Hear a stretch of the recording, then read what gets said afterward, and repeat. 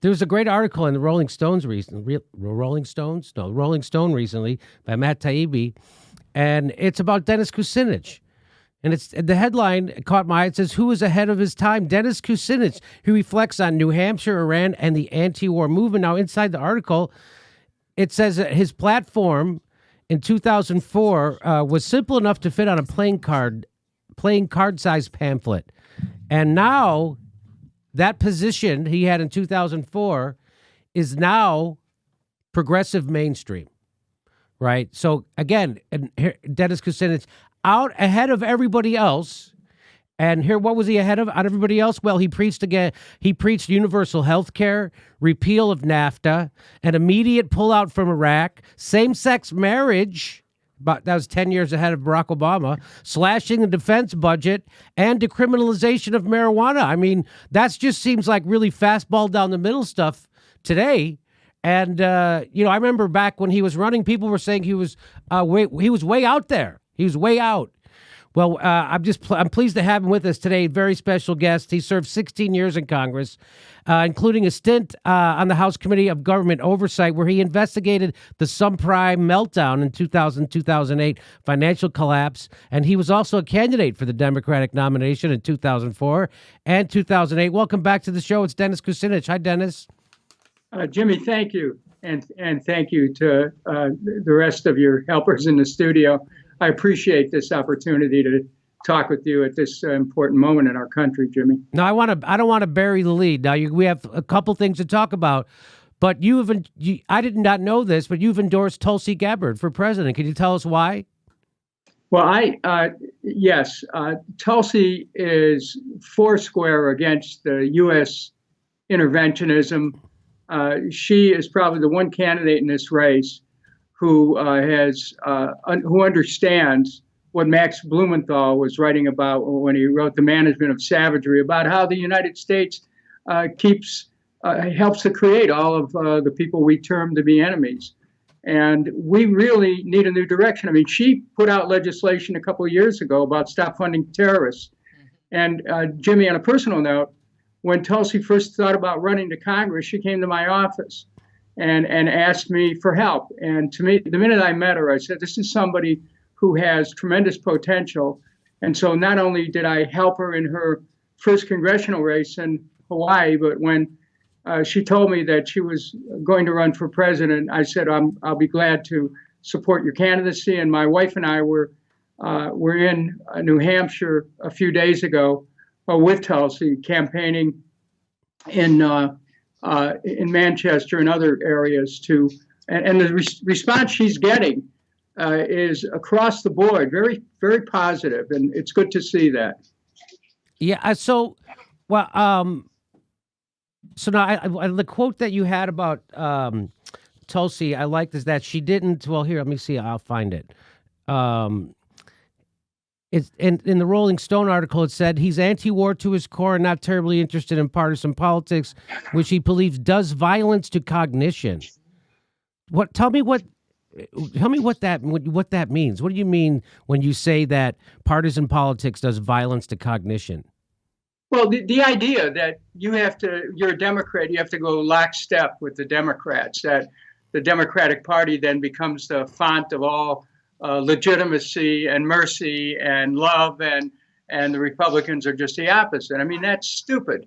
And the Democratic Party, which I've been a member of for a long, long time, has demonstrated time and time again that it's just a pathetic mimicry of the Republicans, a corporate party, one head of a Hydra-headed party or corporate system. And to me, Tulsi's candidacy is so clearly away from where the Democrats as a party have gone astray. And she's really reconnecting with the practical aspirations of people. People are sick of war. And here's a soldier saying it. Here's someone who served. Here's someone who is a leader, has been a military leader. And to me, she represents the potential of America to break out of these wars, the lies that took us into war, to focus on what we've done to our troops by lying to get them into wars, and to focus on taking the resources of America and bringing it back home for healthcare and education and safe cities and clean environment. We can do so much. And Tulsi, to me, represents the potential of America. And in this primary, I endorse her enthusiastically. Well, what you said, what they quoted you in the Rolling Stone as saying was, she consistently demonstrated her capacity for independent thought. Yes. And she has the ability to look at things without being hampered by the desire to be blessed by the party. So we're seeing that, right? Because she's the only one who's really taking on Queen of Warmongers, Hillary Clinton, right? And with the hashtag Queen of Warmongers. And so I think that's the thing that people would like to see Bernie Sanders do more, is take the glove off. Like Trump went after the Republican Party. He went right after Jeb Bush and said, you know, you guys wrecked this party, you wrecked this country, you lied us into a war. And I remember all the pundits saying that he just killed his candidacy. Well, of course, they were all wrong. And of course, that's what people were thirsty for, was a little bit of truth about these endless wars that we're in. And Tulsi certainly is the one to tell those truths, right? And you see what happens as soon as they do. As she tells the truth, they smear her as not being patriotic enough. In fact, she might be even a traitor and working with outside forces. So it's great to see. Go ahead. The point that you make, Jimmy, is so important because it's important to stand for the truth. It's important to stand for principle. One does not have to get into personalities because the truth has a personality all of its own. And all we have to do is to say, look, there was no reason for us to go into Iraq. Iraq had nothing to do with 9/11, had nothing to do with Al-Qaeda's role in 9/11, didn't have anything to do with the anthrax attack on our country. Iraq didn't have the intention or capability of attacking the United States. I did this analysis in October of 2002. And, you know, the truth was known then for anyone who cared to listen. Yeah. Tulsi Gabbard knows the truth about what's going on in America. And because of that, she really deserves people's support. Now, I'm not taking anything away from any other candidate. I am saying that in the primary, this is somebody who I believe aligns with at least what I stand for and the kind of America that I know is possible. Yeah, so let's talk about it because I mean, you really tried you were really a vocal voice against the Iraq War.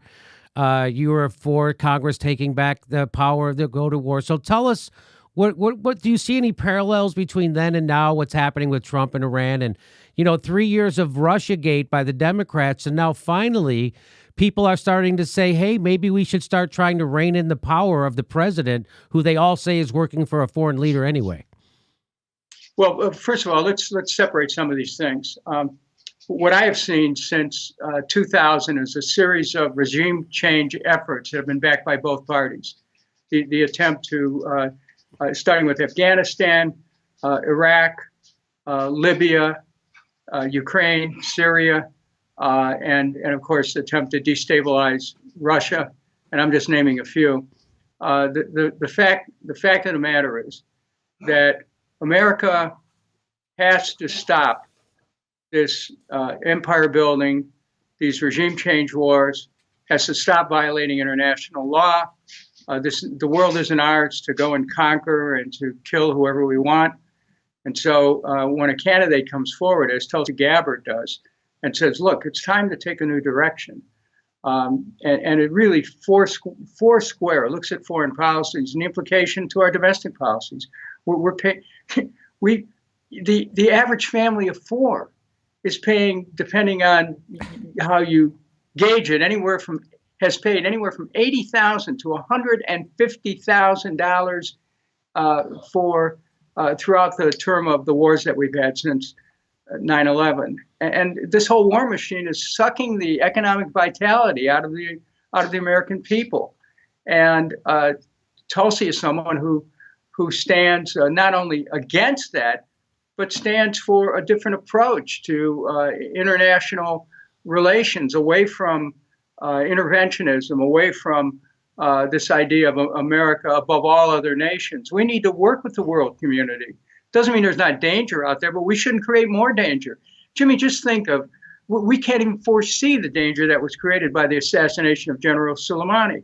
It is astonishing to see how Washington just starts to argue between the very narrow goalpost of Republicans and Democrats that, well, they were just, it's a question of the way he went about it, not a question of how does a president assume the authority to go and assassinate a foreign leader. So, these are questions that Congresswoman Gabbard has raised in her campaign, and I think because of that, she deserves a lot of attention for her candidacy. So you gave 341 speeches on the floor of Congress against the Iraq War, and you gave 155 speeches against a war with Iran. And how was that greeted? How was that welcomed, or how was that received by your fellow Democrats at the time?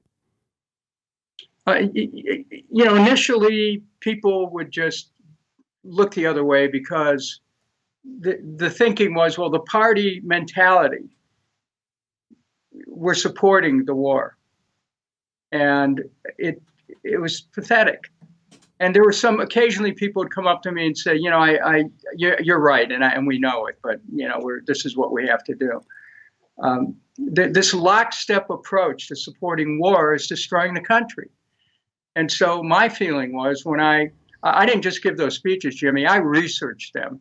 My whole office was filled with thousands and thousands of pages and in about 100 volumes of research. I grabbed everything I could to find out, could it be true what they're saying? And everything I looked at came back, they're lying. And when you say that, and you have the media and others repeatedly saying, oh, no, you don't know what you're talking about. You have the Pentagon, the CIA, and the State Department. They wouldn't lie about this. The people in the White House wouldn't lie about it. And what do you know, Congressman? But anyone who took the time to study what was happening would have come to, I think, a similar conclusion, unless they were making money off the war. And so now, years later, people can say, oh, yeah, everyone knew. Not, everyone today knows it was wrong. That no, they didn't. They went along, and the few of us who stood up and raised the issue were castigated at the time by the media. And I know you have a journalism degree from a top school there, Jimmy. So you can appreciate how the credibility of the media is sacrosanct. And I really feel very happy that now the media has finally understood the tragedy of Iraq, and so that it doesn't become the tragedy of Iran. Well, I remember 1 million people in the streets protesting the Iraq War, and all those journalists who went to those great journalism schools, they just couldn't see them. I guess they had on special glasses and they couldn't see those protesters because they didn't show up in the mainstream news very much at all. And so, yeah, you're right. When Hillary Clinton says she was tricked by George Bush and his intelligence, right? I mean, you see now, comedians in their garage on YouTube can see through the intelligence of Libya, Iraq, Syria, and now Iran. Okay. So if the former first lady couldn't see through it back then, she was either unbelievably incompetent or lying. So go ahead, Dennis. Jimmy, think about this. I led the effort against the war in Iraq. And so I was called a clown, a traitor, and worse.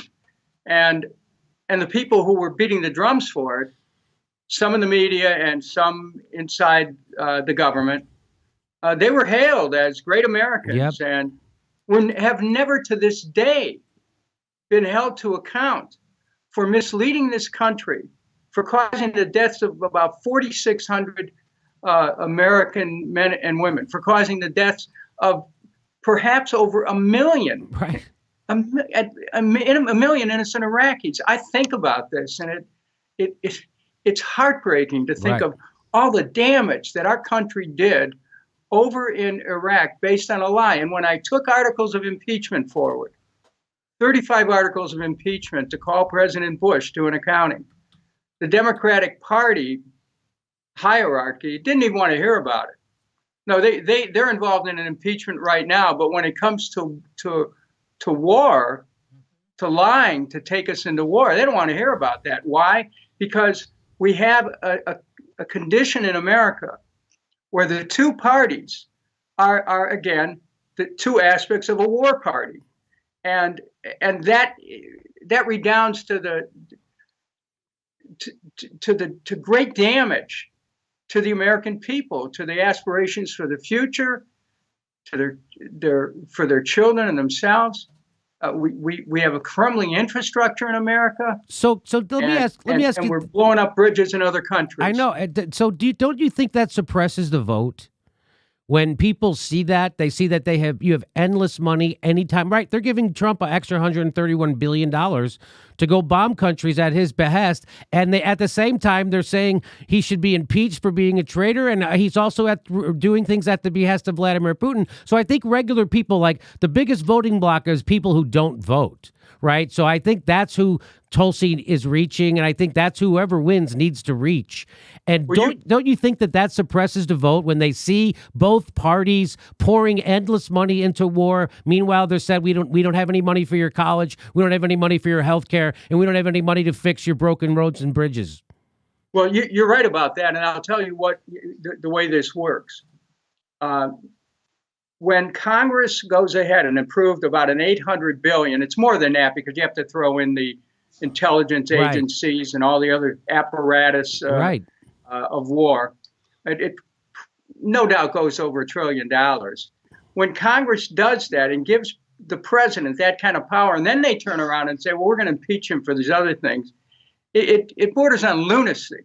And at the same time, I think of the tremendous resources that are being wasted around the world by our country around the world, over about 800 bases in 71 different countries. And when I started in Congress, for a split second, I was lulled into voting for a Pentagon bill the first couple months that I was in. But after that, Jimmy, when I found out in a hearing that there was over $1 trillion of accounts that the Pentagon couldn't reconcile, from that moment, I didn't vote for a single Pentagon budget from 1997 until the time I left the United States Congress in 2013, because I came to an understanding it was all a racket. It was all a way to suck money out of the American people, to essentially steal from them, wave the flag, and then say we're doing it for America. Nah, not a chance. Yeah, it's a heist. It's a grift. But now you say that nobody was punished. All those people. So you took it on the chin because you were telling the truth about the Iraq War. And now Tulsi, in the same way, takes it on the chin because she tells the truth about our current wars in Syria, Libya, Venezuela, wherever. She's telling the truth about them. So but you say none of those people who were for the war ever got punished or even lost their TV shows, right? Which is hilarious. But they're even advising President Trump. That's right. I mean, you look at the claque, which participated in advising him to go forward with his strike and the murder of General Soleimani. Who are these people? They can surface again and whisper in the ear of a president who doesn't have any experience in politics except for his term, and doesn't really understand international relations. He understands business, but they're just, they told him, well, this is what you ought to do. I'm sure that even at this point, he's got to be having some other thoughts about what he did, because he opened up a Pandora's box, which may not be shut in our lifetime. That's right. We don't know the blowback that can come. I mean, this goes way beyond Sarajevo and the assassination of Archduke Ferdinand. And it was only, I think, luck that we ended up not being going past the threshold of World War III a couple of weeks ago. Well, you never know, because even though we might be able to ratchet things down with Iran itself, the Shia world is still upset about this, and they will be launching attacks. And of course, then whoever is in power, the administration, whether it be Republican or Democrat, will use those attacks to provocate more war and spend even more money on bombs. And Absolutely. And so that's how you know. So you're right. They're not impeaching Donald Trump on a genocide he's helping commit in Yemen, or for illegal bombings or assassinations. With by the way, President Ford made it illegal to assassinate. So and they're not. What they're impeaching Donald Trump on is because he put a pause in the military-industrial complex's flow of bombs into more conflict. That's what they're upset about. That there was a temporary pause in more armaments going to more war, and as if the president doesn't get to decide what our foreign policy is in the first place. He's the guy. Anyway, so when you say no one was punished for the Iraq War, you don't think having to dance with Ellen on daytime TV is punishment? Okay. All right. So don't. So that's the thing. I try to tell people.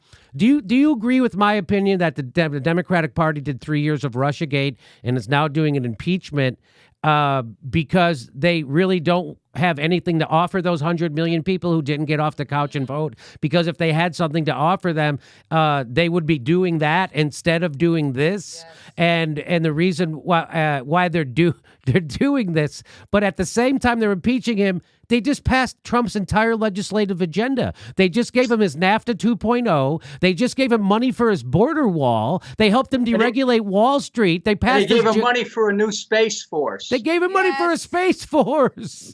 So what does this say about a long time ago in a galaxy far away? So tell me, what is this? So what does this tell you about the Democratic Party and what we really need in politics right now? What does it tell you? You talking to me? Yeah. No, Jimmy, look, there is something that needs to be looked at here in the way that you presented it, and that is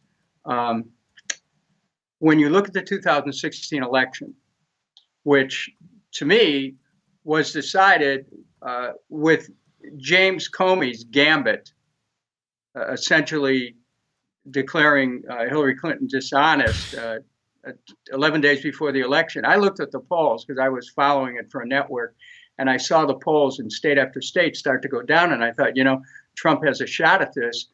And so then after he wins, and inexplicably wins, what happens? The Democrats have to come up with a reason why they lost. They didn't want to blame their candidate, who may have raised and spent as much as $2 billion. They had to blame something else. So right away, Russia, and they started this drumbeat of Russiagate. Were there Russians who were involved in social media, spending $100,000 or something, screwing around in the election? I suppose. But was the state of Russia putting its big foot onto this election? That really hasn't been proven, and that yet it has received wisdom within the Democratic Party. It is an article of faith, and to me, it's nuts. And so what's happened is we now have this diversion that's occurred with Russiagate, and then you go to the next diversion. Look, I don't hold any sympathy for a president who doesn't observe common notions of not just notions, who doesn't observe the law in all regards. But let's face it, 35 articles of impeachment against Bush. One of the Democratic leaders got to the floor and said, I moved that this be sent to committee. And yet these articles that are currently being presented to the Senate right now raises puts a whole new threshold of impeachment, that someone can go after a president for many more things other than, and it's a reinterpretation of the high crimes and misdemeanors requirement, and lowers the bar for impeachment. And you know what else it does, Jimmy, that very few Democrats are talking about? It sets the stage for a Republican turnabout against Joe Biden. And this thing isn't going to be over. It's one of the biggest problems with our politics today is people don't see any connection between cause and effect in anything. Everything occurs de novo. It's like Chauncey Gardner or something. Yes. And being there. So that's kind of been the point of this show since the 2016 election. And what I rail against is the Hollywood mentality, because that's the world I live in, and those are the people I know. And the Hollywood Democratic mentality is that corruption started January 2017, and it drives me nuts because, well, how do you think people got so desperate in this country that they were willing to vote for a game show host over the most well-moneyed campaign in the history of our country? Why do you think that happened? What do you think Barack Obama didn't do that made Hillary Clinton lose to Donald Trump? They'll never ask themselves those questions, because if they did, the answers would be he just continued the Bush administration's policies and he put a big hurt on people. He kicked 5.1 million people out of their houses while he made the banks whole and made sure they never missed a bonus, right? He opened the Arctic to drilling twice whenever Shell asked them. He took us from 2 wars to 7. He let cops crack the head of peaceful protesters at Wall Street from coast to coast. He said we're going to let it play out up at DAPL. That's why we have fracking pipes underneath this country, because he released those laws that said we can't export fossil fuel. I mean, it is unbelievable, the corruption. The reason why we don't have a functioning banking system or a functioning healthcare system is because Barack Obama was paid off by the healthcare system and he's paid off by the banks. That's why we don't have either of those things. And people have no idea. They think Barack Obama is Santa Claus.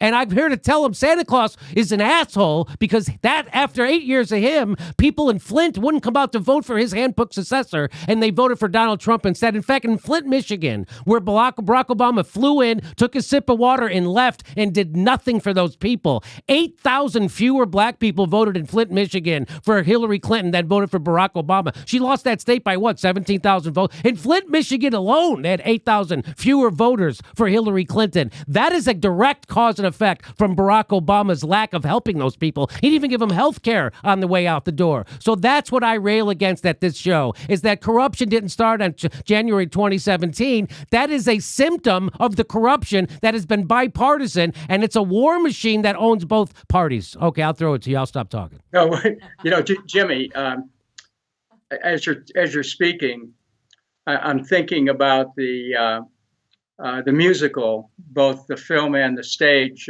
musical of Chicago, and that song. Give them the old razzle dazzle, how can they see with sequins in their eyes? People were dazzled and razzled, and the next thing they knew, they're out of their homes. So Wall Street got a bailout. The pharmaceutical companies and the insurance companies made out like bandits, and and God bless America. So Here we are. Yeah, and so again, that's Tulsi Gabbard has her finger on the pulse of what's wrong with this country. She's the one saying our foreign policy is our domestic policy. She's making the connection between dirty water in Flint and $4 billion a month being spent in Afghanistan. She's really the only person doing that, which is why it's so important she's in the race. We all want a progressive to win. We all want to beat Donald Trump. But if we get another Barack Obama or Hillary Clinton or Joe Biden in there, the next Trump will be even worse, because people are hurting. And don't you think, Dennis, even if we get a progressive, even if Tulsi becomes president or Bernie Sanders, which it looks like, do you think we'll be able to get Medicare for all, free college, a functioning banking system, and end these wars without people getting in the street and shutting capitalism down? Well, from a practical standpoint, there is a structure that exists to bring about these changes that we want. But you have to have a Congress cooperating with the president. You go back to 1932. The election of 1932 was a watershed moment in the United States, because not only did Franklin Roosevelt win, but he brought in a Democratic Congress, and the Democratic majorities started to become strengthened through his presidency based on what he stood for. So is it possible to have Medicare for all? Yes, you have to have the votes, but we will have to turn in 2024 if we are able to get a progressive president. And in 2024, we will need to have numbers turn out for a progressive House and a progressive Senate. So this present system can work, but only if people stop being distracted by the politics of the moment, which are all based on polarization, which are almost like, are you for Pepsi or Coca-Cola? It's correct. Said that if you drink enough of either, you can rot your teeth. But I think that we have to insist that the Democratic Party begin to reclaim its historic mission that was outlined during the early years of FDR, to be able to lift people up, to be able to make sure people have a roof over their head, to be able to make sure they have retirement security, to take care of the health of people, to make sure that they're good schools, to work on conserving our land. I mean, these are all things that derived from the New Deal, psychology, and from New Deal programs. We have to have that ready. And the other thing is we have to stop the interventionism. Yes, Roosevelt later on, 10 years later, we were on the threshold of a big war, and historians can argue that. But right now, we're in 2 decades of war, and the wars show no end in sight. We were told over and over again, candidates running, we'll end the war, and it's all the same. That's why I think it's important for the voters out there to engage every Democratic candidate who's out there and see where they stand on the international issues. Because if you don't get them on the international issues, you then don't have a chance to make the connection between the trillions of dollars of waste that have occurred from our involvement in these woeful, misbegotten wars and the actual impact on the domestic budget. And so the voters, you who are watching, you're the ones that have to hold these candidates out there to an accounting and make sure they don't double talk this. Are you for interventionism or aren't you? Are you going to get out of these countries? What will you do to avoid a war with Iran and other countries? What is your philosophical approach? Is it peace through strength and a military buildup, or is it strength through peace and diplomacy? I mean, not the coercive diplomacy that Secretary Clinton has talked about, but real diplomacy where you seek to avert war instead of starting it. So we really are at a Rubicon here, and if we're crossing it, we ought to cross it in the direction of peace, not in the direction of more war. Well, I appreciate it. And my final question before we let you go, I just want to know, what do you say to the people who say that somehow, I hear this a lot, somehow Tulsi is actually secretly for war?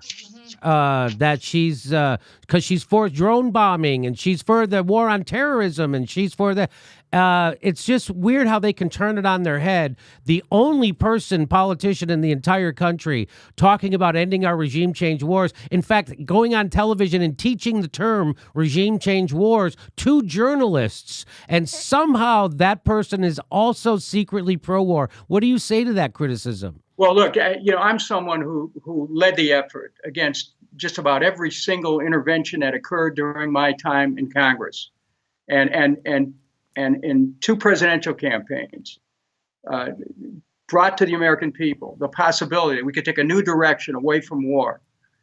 And remember, a couple of weeks ago, we're told that the government was lying to the American people all the time about Afghanistan, where we still are. Tulsi Gabbard is the one candidate who has the capacity in these primaries to see through the lies, who has spoken of them, who will take us in a new direction. Is she perfect? There's no candidate perfect. I wasn't perfect, but does she have the capacity and the courage to take us in a new direction and away from interventionism? So we only use those troops that we love and revere when they're really needed to defend this country. Tulsi's the person that I think is the one for the primary, and then we'll see what happens. But that's why I support her, Jimmy. That's why Elizabeth and I were excited to go to New Hampshire for her. And anybody's watching in New Hampshire, that's the campaign. You could send a message to the rest of the country that you're done with the wars, you're done with the lies, you're done with both parties caving in and going along with more military buildups. All right. Dennis Kucinich, endorsing Tulsi Gabbard. I appreciate you coming on. I appreciate your anti-war stance. I appreciate you sticking your chin out for peace and for truth. So thanks very much for. Hey, by the way, did you know you're in a Nellie McKay song? I am. Yeah. Okay. So you didn't know. Okay. I just wanted Are you to know. going to play it? No, I don't have it queued up. It's copywritten, so I couldn't play it anyway. But we'll send it to him. Well, I'll send it to you. How about that? Yeah, I'd like to hear it. I mean, I know that I was in an Eminem song a few years ago, so you know. Okay. Wow. All right. Fantastic. It's really wild. Okay, Dennis Kucinich, thank you very much. Thanks for being here. Thank you, Jimmy. Okay, bye-bye. Thank you. Hey, come see a live Jimmy Dore show. We're going to be in Tempe, Arizona, Sacramento, San Jose, Miami. Go to jimmydorecomedy.com for a link for all tickets to all of our live shows, and go to jimmydorecomedy.com/join to become a premium member. We give you hours of bonus material every week. Thanks for your support.